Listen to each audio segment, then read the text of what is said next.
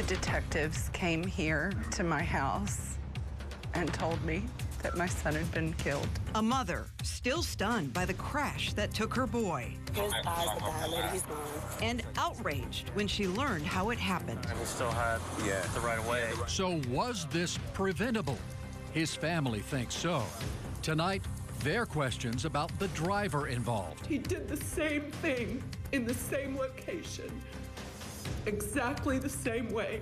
I'm Investigator Mahsa Saeidi, who decides when a driver is so dangerous that they need to be re-examined. And why didn't it happen with this driver before someone died? Good evening, I'm Keith Kate. And I'm Stacy Scheibel. Thank you for joining us. We will have that story for you in just a moment. But first, breaking news tonight. Nearly 3 weeks after the chaos in Ybor City that led to gunfire, there is some progress in the investigation. Until today, only one person had been arrested. Now, a 14-year-old is facing charges connected to the shooting that left 2 dead and more than a dozen wounded. News Channel 8's Justin Shecker joining us live tonight from Tampa Police Headquarters downtown. And Justin, this is a very active investigation still.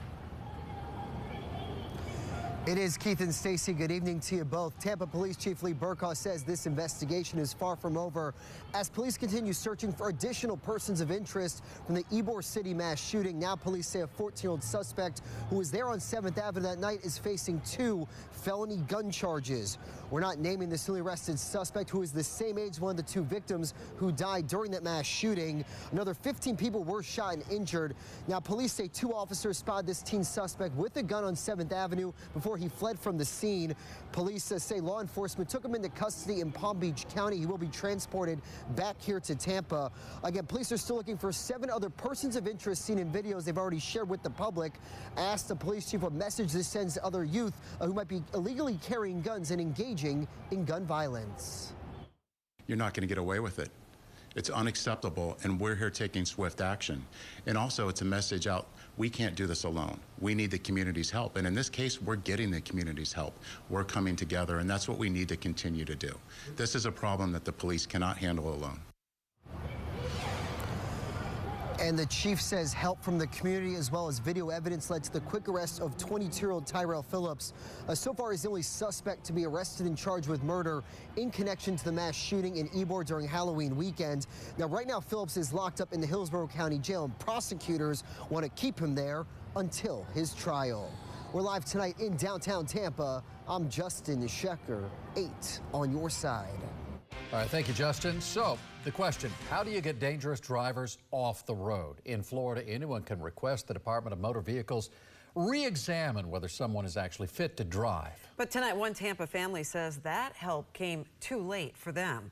And 8 on your side, investigator Mahsa Saeidi is looking into why. Mahsa. Stacey, Keith, good evening to both of you. Records show as 26-year-old Cody Kurtz rode his motorcycle, an 85-year-old driver pulled into his lane. Cody was killed instantly. A mother never forgets where she was, what she said, the last time she saw her child breathing. Tammy Ferrer was in the kitchen. Her son Cody had to run an errand. He left and said that he was going to go for a ride. He gave me a hug and a kiss. And he said, "I love you, Mom." And I said, "I love you, Piggy. Be safe." This is video from a business on 45th and Hillsborough. You can see the green car approach to make a turn. The driver is seconds away from the collision. This is the final image of Cody alive. Records show Tampa police estimate Cody was going 65 and a 45 when the driver pulled into his lane.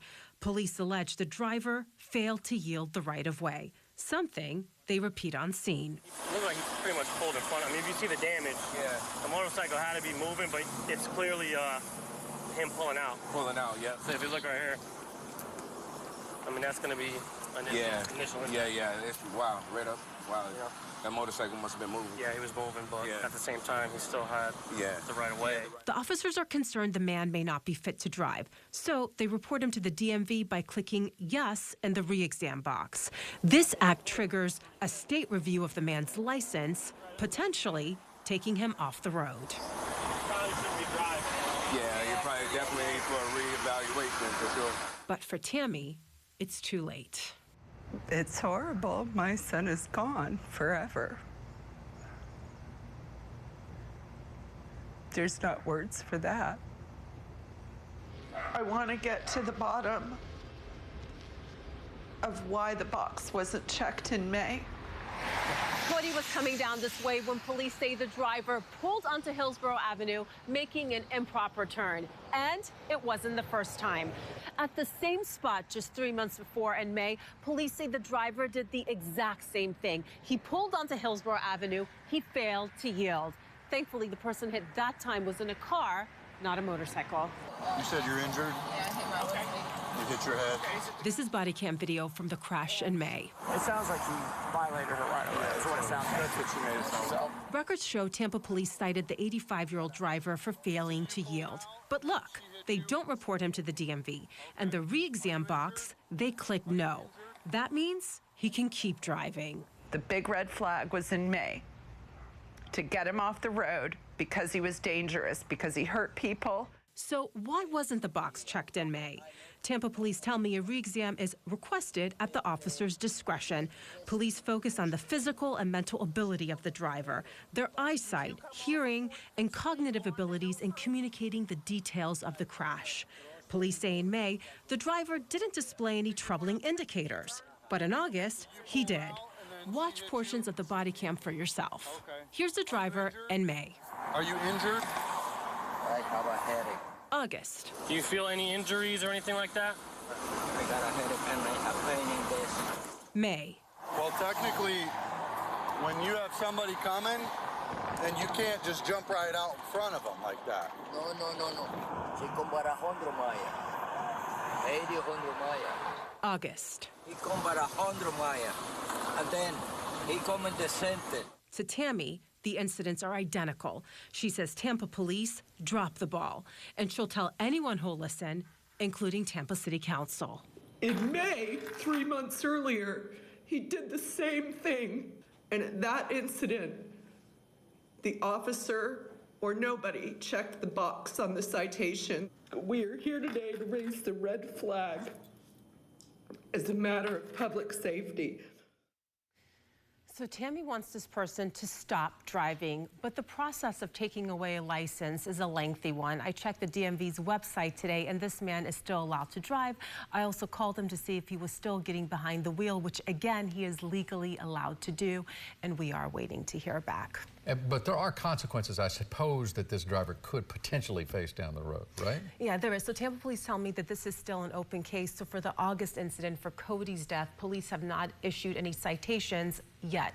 Now, Tammy does want more serious consequences. Emails that we have reviewed show the state attorney's office is looking into the facts here, and we'll bring you any updates as soon as we get them.